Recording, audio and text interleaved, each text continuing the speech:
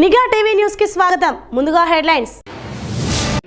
రాజేంద్రరావు గారికి తోడా నరేంద్ర కాంగ్రెస్ పార్టీ కార్యకర్తలకి పత్రికా విలేకరులకి పెద్దలందరికీ హృదయపూర్వక నమస్కారం.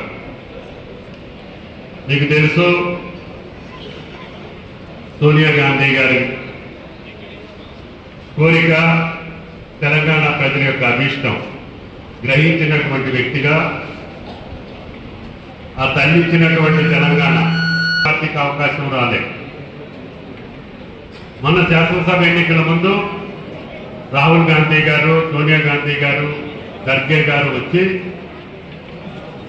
సోనియా గాంధీ గారు ఇచ్చినటువంటి తెలంగాణ, కాంగ్రెస్ పార్టీ ఇచ్చినటువంటి తెలంగాణకి ఒక్కసారి అధికారం ఇవ్వండి, తెలంగాణ ప్రజల కోరిక అందించినటువంటి కాంగ్రెస్ పార్టీ మీకు సేవలు అందించేటటువంటి అవకాశం ఇవ్వండి అని చెప్పి హైదరాబాద్లో పెద్ద బహిరంగ సభలో అనౌన్స్ చేశారు. ఆమె గారి కోరిక తీర్చడం కోసం తెలంగాణ ప్రజలు యావత్తు కాంగ్రెస్ పార్టీని అర్థం చేసుకొని మెజారిటీ స్థానాలు కాంగ్రెస్ పార్టీకి ఇవ్వడం, ఆనాటి పిసిసి అధ్యక్షుడు రేవంత్ రెడ్డి గారిని ముఖ్యమంత్రిగా కాంగ్రెస్ పార్టీ ఎన్నుకుంది. ఆ యొక్క రేవంత్ రెడ్డి గారి ప్రభుత్వం గత 2 సంవత్సరాలుగా కష్టాల్లో ఉన్నటువంటి, అప్పుల్లో ఉన్నటువంటి,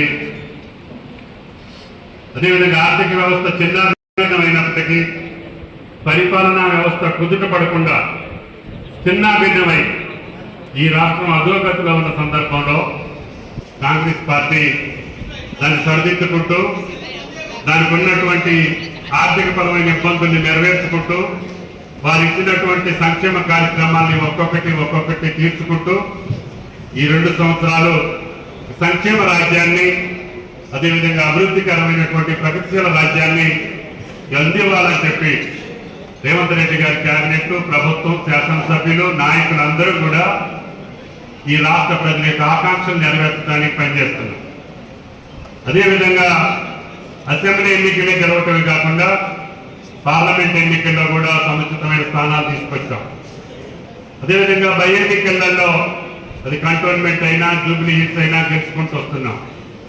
మొన్న గ్రామీణ ప్రాంత తెలంగాణ కూడా పెద్ద ఎత్తున 66-70% దాకా పంచాయతీలు మన కార్యకర్తలు సర్పంచులుగా ఎన్నుకోవడం జరిగింది. ఇప్పుడు అర్బన్లో ఎన్నికలు జరుగుతున్నాయి, 116 మున్సిపాలిటీల్లో, కార్పొరేషన్లో. వాటిలో కూడా మన కార్యకర్తలు కష్టపడ్డటువంటి వాళ్ళు